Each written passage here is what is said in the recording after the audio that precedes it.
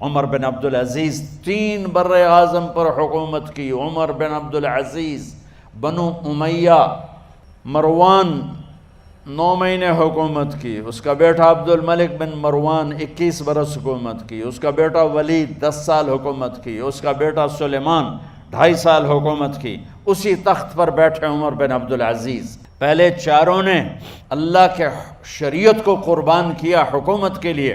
عمر بن عبدالعزیز نے اپنے آپ کو قربان کیا اللہ کے لیے. حکومت کو پاؤں کے تلے رکھا اور اللہ کی رضا کو سامنے رکھا. کیسی سلطنت کی؟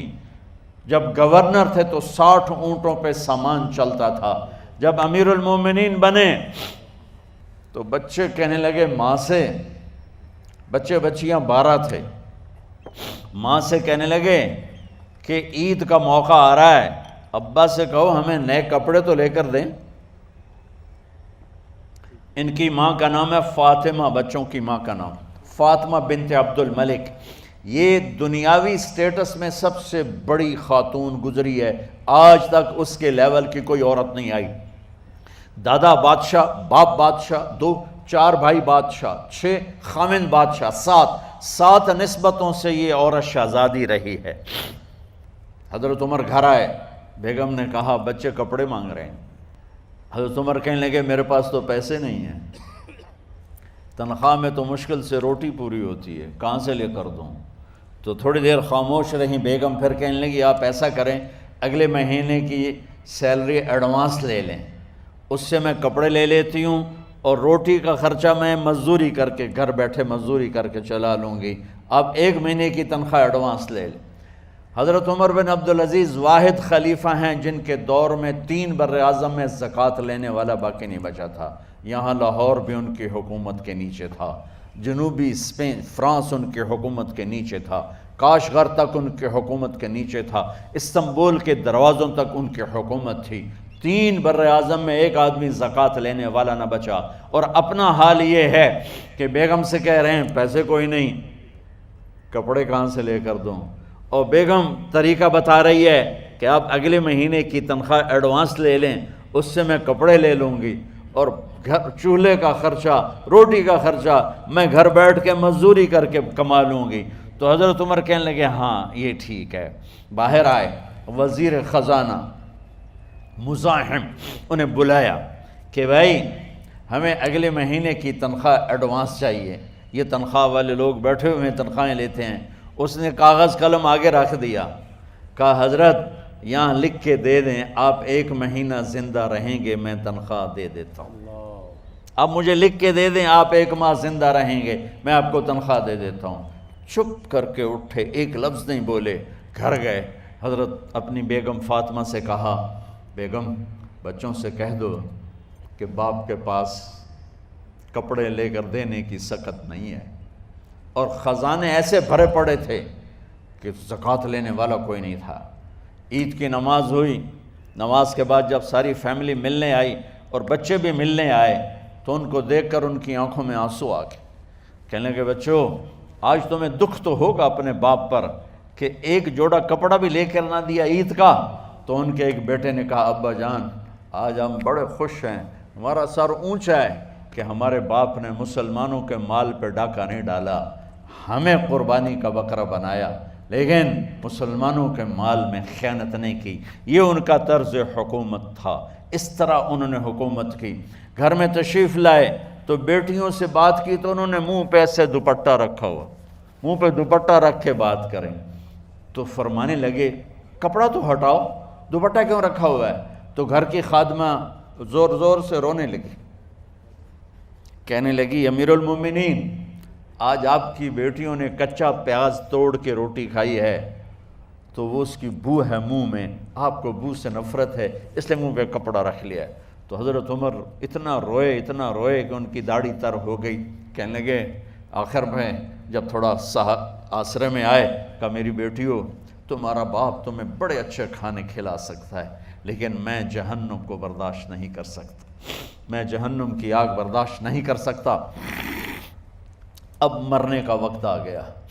جب وہ گورنر تھے تو 60 اونٹوں پہ ان کا سامان چلتا تھا، اور جب وہ امیر المومنین بنے تو عیادت کے لیے لوگ آ رہے تھے تو سالم عیادت کے لیے آئے، فاطمہ کے بھائی، کپڑے دیکھے امیر المومنین کے تو بہن کو ایک طرف کر کے فرمایا، بڑے نیک سرداروں میں سے تھے یہ مسلمہ بن عبد الملک، کہنے لگے امیر المومنین کے کپڑے تبدیل کروا دو، لوگ پوچھنے آ رہے ہیں تو میلے کپڑے اچھا نہیں لگتا، کہا جی بھائی کرواتی ہوں۔ اگلے دن جب وہ حال پوچھنے آئے تو پھر وہی کپڑے تھے تو انہوں نے ان کو الگ جا کر کہا، بہن میں نے تمہیں کہا تھا کپڑے بدلوا دیتی، کیوں نہیں بدلوائے؟ تو وہ رونے لگیں، کہنے لگی کہاں سے بدلواؤں، جوڑا ہی ایک ہے، جوڑا ہی ایک، کہاں سے بدلواؤں؟ اور حکومت کتنی تھی؟ 3 بر اعظم کی، 3 بر اعظم کی حکومت۔ ہمارا تو پٹواری امان کا نہیں ہے، اور وہ 3 بر اعظم کی سلطنت لے کر ایک جوڑے میں اللہ سے ملنے جا رہا ہے۔ ان کو زہر دیا گیا، جب ان کی موت کا وقت قریب آیا تو انہوں نے رجا بن حیوہ کو بلایا، سننے والی بات ہے بچوں، ان سے فرمانے لگے سنو، میں نے 3 بادشاہوں کو قبر میں اتارا، اب بچیاں تو قبرستان جاتی نہیں، ہم تو اپنے ہاتھوں سے قبر میں اتارتے ہیں اور اوپر مٹی ڈالتے ہیں اور اوپر اینٹیں ڈالتے ہیں اور پھر منو مٹی میں دبا کے واپس آتے ہیں، یہ منظر آپ بچیوں کے تو دیکھنے کا بھی نہیں ہے۔ وہ کہنے لگے میں نے 3 بادشاہوں کو مٹی میں ڈالا، لیکن ان کے کفن کی گرہ کو جب کھول کے دیکھا تو ان کے چہرے قبلے سے ہٹ چکے تھے اور رنگ ان کے کالے پڑ چکے تھے۔ ولید بن عبد الملک، سلیمان بن عبد الملک، عبد الملک بن مروان، عبد الملک باپ، ولید بیٹا، سلیمان بیٹا، یہ تینوں کا ان کے چہرے کالے ہو گئے تھے اور ان کا قبلے سے منہ پھر گیا تھا۔ اب میں مرنے لگا ہوں، مجھے پہلے ضرور چیک کرنا کہ میرا اللہ میرے ساتھ کیا کرتا ہے۔ پہلے تینوں کی ظلم کی حکومت تھی، ان کے چہرے قبلے سے کیوں ہٹ گئے؟ آپ کو عجب بات بتاؤں، ولید بن عبد الملک روزانہ تہجد میں کھڑے ہو کے 10 سپارے پڑھتا تھا، 10 سپاروں کی تلاوت تہجد میں کرتا تھا کھڑے ہو کے، اور قبلے سے چہرہ ہٹ گیا۔ سلیمان بن عبد الملک تہجد گزار، چہرہ قبلے سے ہٹ گیا، ظلم کیا، ظلم کیا، ظلم کیا، خون کو پانی بنا دیا، حکومت پر شریعت کو قربان کیا، رشتے ناتوں کو قربان کیا۔ اللہ نے قبلے سے چہرے، نمازیں منہ پہ مار دی، روزے منہ پہ مار دیے، حج زکاتیں منہ پہ مار دی، تہجد ان کے منہ پہ مار دی، اور ان کے چہروں کو قبلے سے ہٹا دیا اور رنگ کالے کر دیے۔ عمر بن عبدالعزیز نے اسی سلطنت کو عدل سے بھر دیا، اسی سلطنت کو عدل سے بھر دیا۔ جب ان کا انتقال ہوا، سلیمان بن عبد الملک کی ڈیڈ باڈی جب قبر کے قریب لائے اتارنے کے لیے تو ایسے ایسے ہلنے لگا، اس کا پورا جسم ہلنے لگا، تو اس کے بیٹوں نے کہا کہ ہمارے ابا زندہ ہیں، تو حضرت عمر نے فرمایا بیٹو زندہ نہیں ہیں، عذاب قبر جلدی شروع ہو گیا ہے، عجل اللہ بالعقوبہ، قبر کی پکڑ پہلے شروع ہو گئی ہے، چھپاؤ اپنے باپ کو جلدی۔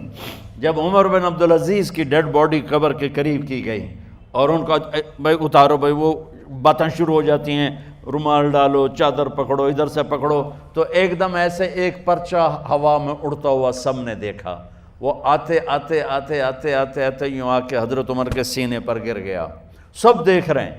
جب پرچے کو اٹھا کے دیکھا گیا تو اس پہ ایک سطر پہ لکھا تھا بسم اللہ الرحمن الرحیم، اور دوسری سطر پہ لکھا تھا براءۃ من اللہ لعمر بن عبد العزیز من النار، یہ عمر کے لیے جہنم کی آگ سے نجات کا پروانہ ہے۔ 3 بر اعظم کی سلطنت لے کر وہ جنت کا پروانہ لے کر دنیا سے گئے۔ جب ان کو قبر میں اتارا گیا تو انہوں نے رجا بن حیوہ سے فرمایا تھا 3 بادشاہوں کے چہرے دیکھے قبلے سے پھر گئے، رنگ کالے پڑ گئے، مجھے تم نے دیکھنا ہے کہ کیا ہوتا ہے؟ تو رجا فرماتے ہیں جب میں قبر میں اترا اور ان کے کفن کی گرہ کو کھول کے دیکھا تو چہرہ قبلے کی طرف فکس تھا، اور مجھے یوں لگا جیسے 14ویں رات کا چاند قبر میں اتر آیا ہو۔